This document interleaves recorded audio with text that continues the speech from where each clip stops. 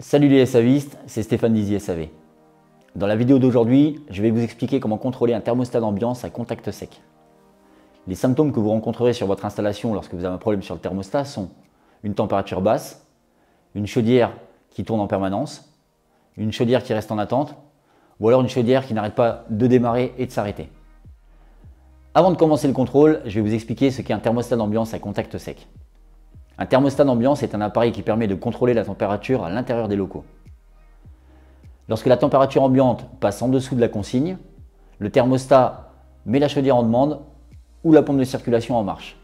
Et lorsque la température ambiante passe au-dessus de la consigne, le thermostat coupe la chaudière ou le circulateur. Un contact sec est un appareil similaire à un interrupteur. Il permet de piloter à distance la mise en marche de la chaudière ou du circulateur.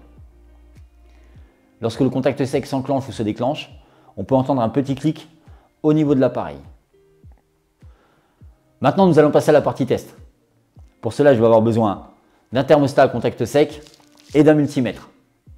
Ce thermostat est un thermostat alimenté en 230 volts, mais vous pouvez aussi bien retrouver des thermostats alimentés par des piles. Pour commencer, je vais regarder le schéma électrique pour savoir quelle borne je dois sonder.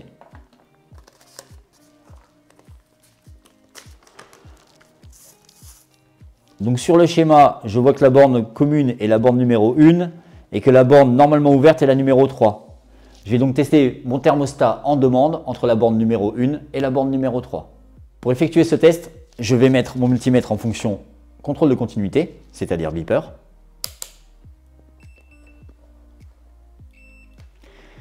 Et je vais augmenter la température sur mon thermostat jusqu'à entendre le clic.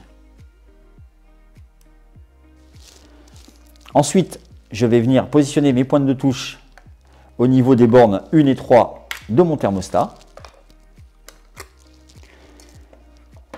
Et évidemment, le multimètre doit biper.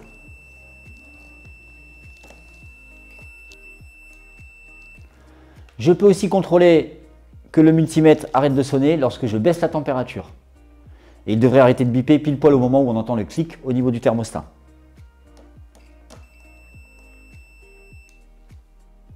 Dans cette vidéo, nous avons vu comment contrôler un thermostat d'ambiance à contact sec.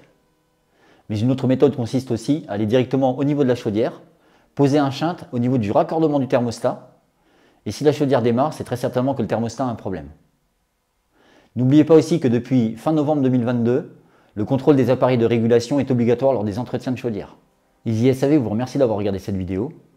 N'hésitez pas à aller sur notre chaîne YouTube et à vous abonner pour être au courant des nouvelles vidéos qui vous seront proposées.